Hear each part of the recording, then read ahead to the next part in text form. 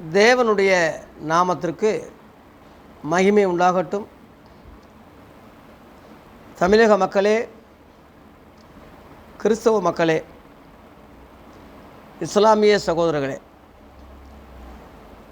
உங்கள் யாவருக்கும் இயேசுவின் நாமத்தினாலே என்னுடைய பணிவான வணக்கங்கள். இயேசு கிறிஸ்து யார் என்ற தலைப்பில் கடந்த நாட்கள் முழுவதும் மத்தேயு 1 அதிகாரம் 7 அதிகாரம் வரை 1 அதிகாரத்திலிருந்து 7 அதிகாரம் வரை அவருடைய உபதேச மகத்துவங்களை சொல்லி கொண்டு வந்தேன். இன்று மத்தேயு 8 அதிகாரம் தொடங்கி இயேசு கிறிஸ்துடைய அற்புதங்கள், அவர் மக்கள் மத்தியில் செய்த அற்புதங்களை பற்றி இந்த 2ஆம் பகுதியாக 1, 2, 3 என்று சொல்ல போகிறேன். ஏறக்குறைய ஒரு 12, 13 அற்புதங்கள் மத்தேயு 8 அதிகாரத்திலையும் 9 அதிகாரத்திலையும் தொடர்ந்து நம்ம படிக்க போகிறோம். உபதேசங்கள் மாத்திரமல்ல, ஜனங்களுக்கு உண்டாயிருக்கிற சகல நோய்களையும் வியாதிகளையும் நீக்கி அவர் சுகமாக்கின அற்புதங்களையும் இந்த 2ஆம் பகுதியை நம்ம தொடர்ந்து பார்க்க போகிறோம். கடவுளுக்கு மகிமை உண்டாகட்டும். மத்தேயு 8 அதிகாரத்தை தொடங்குகிறேன். குஷ்டரோகி சுகமானதை முதல் அற்புதமாக இங்கே பார்க்கிறோம். அவர் மலையிலிருந்து இறங்கின போது திரளான ஜனங்கள் அவருக்கு பின் சென்றார்கள். அப்பொழுது குஷ்டரோகி ஒருவன் வந்து அவரை பணிந்து, ஆண்டவரே, உமக்கு சித்தமானால் என்னை சுத்தமாக்க உம்மால் ஆகும் என்றான். இயேசு தமது கையை நீட்டி அவனை தொட்டு, எனக்கு சித்தமுண்டு, சுத்தமாகு என்றார். உடனே குஷ்டரோகம் நீங்கி அவன் சுத்தமானான் என்று மத்தேயு 1 அதிகாரத்தில் 1 முதல் 4 வரை உள்ள அந்த பகுதியில் குஷ்டரோகி சுகமான அற்புதத்தை பார்க்கிறோம். அருமையான தேவ பிள்ளைகளே, குஷ்டரோகம் ரொம்ப மோசமானது. அது யாராலையும் குணப்படுத்த முடியாத ஒரு கொடிய நோய். அது பொதுவாக நம்ம எதிரிகளுக்கு கூட வரக்கூடாதுன்னு ஒரு நல்ல மனிதன் நினைக்கிறது உண்டு. அப்பேற்பட்ட வியாதி உள்ள ஒரு மனிதன் இயேசுவின் இடத்தில் வருகிறான். இயேசு மலை பிரசங்கத்தை முடித்து அந்த மலையரசன், அந்த மலையாண்டி, அந்த குன்றுகளதோறும் குமரன் இருப்பார் என்ற அந்த குமர கடவுள் இறங்கி வரும்போது அது வரைக்கும் காத்திருந்து, மேலே மலையில் ஏற முடியாது இல்லையா, காத்திருந்து மலை அடிவாரத்திலே காணப்பட்டு இயேசு இறங்கி வந்தவுடனே அவனோட கூட அநேக மக்கள்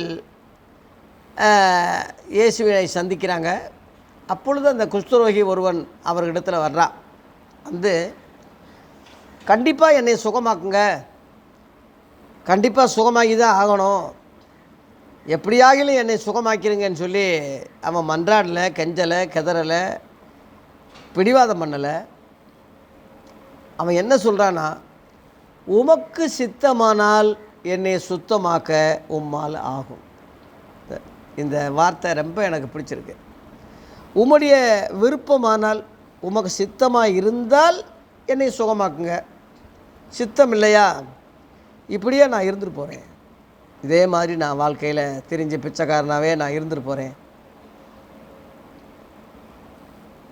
உமக்கு சித்தமாக இருந்தால் என்னைய சுகமாக்க உம்மால் முடியும், நான் நம்புகிறேன், விசுவாசிக்கிறேன் அப்படின்னு சொல்லி எவ்வளவு அறிவாற்றலாக, தாழ்மையாக, எவ்வளவு ஒரு ஞானமாக ஜெபிக்கிறான் பாருங்கள்.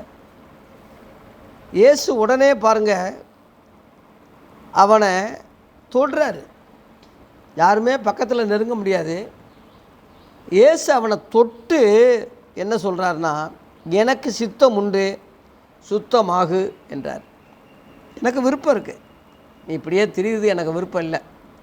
கஷ்டப்படுறது, கேவலப்படுறது, மனசனால் தள்ளப்படுறது, ஒவ்வொரு நாளும் அவமானத்தோடு நீ இப்படி திரிவது எனக்கு சித்தம் இல்லை. நீ சுத்தமாகுவது தான் என்னுடைய சித்தம், என் சித்தம் அதுதான் மகனேன்னு சொல்லி அவனை தொட்டு இந்த வார்த்தையை சொல்கிறாரு. உடனே குஷ்டரோகம் நீங்கி சுகமானான்.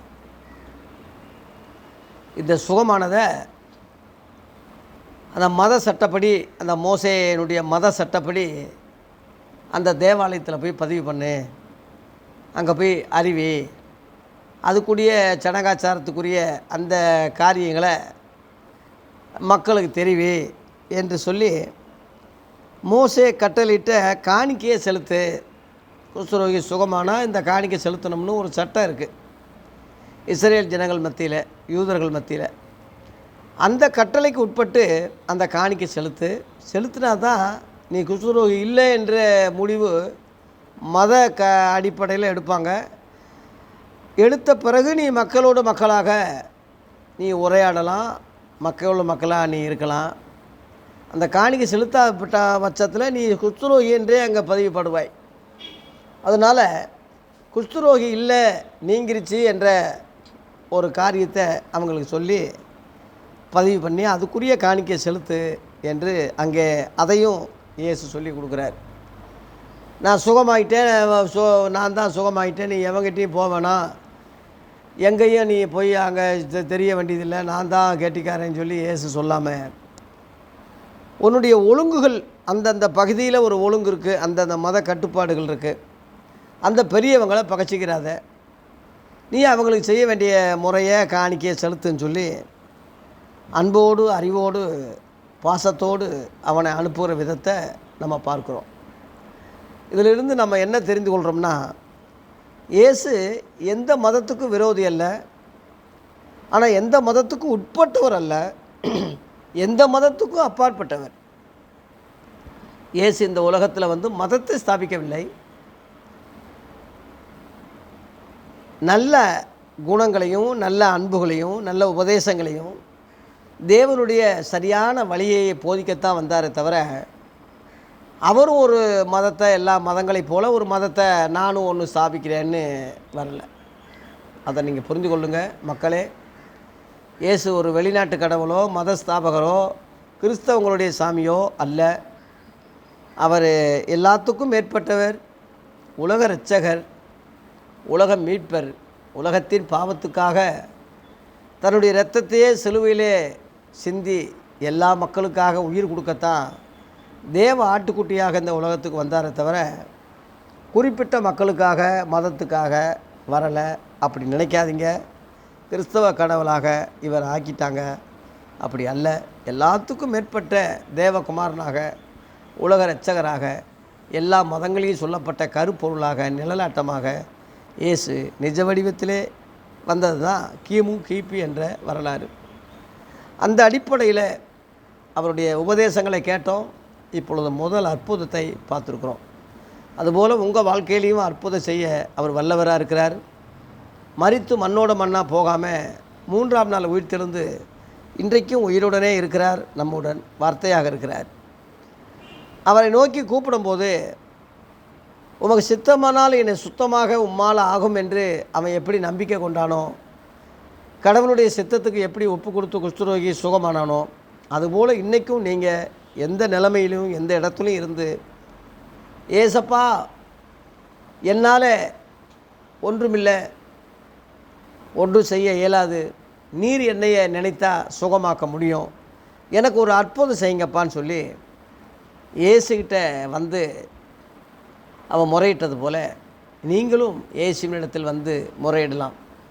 இயேசுவினிடத்தில் வரணும்னா தேவாலயத்துக்கு போகணும், சர்ச்சுக்கு போகணும், எங்கே போதகர்கிட்ட போகணும் என்பது பொருள் அல்ல.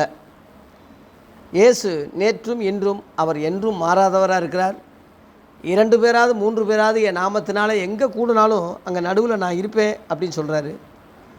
அதுக்காக ஒரு மத ஸ்தாபகரை நீங்கள் தேட வேண்டிய அவசியம் இல்லை. சுகமான பிறகு தான் மத அடிப்படைக்கு காணிக்கை செலுத்துன்னு சொன்னார் தவிர, அதுக்கு முந்தி அவர்கிட்ட வந்தவனை அவர் புறந்தள்ளவில்லை.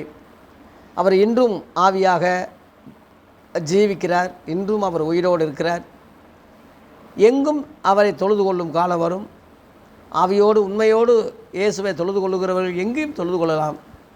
ஆகவே நீ இருந்த இடத்துலையே, ஏசப்பா என்னை சுகமாக்க உம்மால் ஆகும், எனக்கு ஒரு அற்புதம் செய்யுங்க, என் வியாதியிலிருந்து சுகமாக்குங்க, எந்த நோய் எந்த வியாதி பலவீனம் இருந்தாலும் இப்பொழுது இந்த ஜெபத்தை செஞ்சு பாருங்கள்.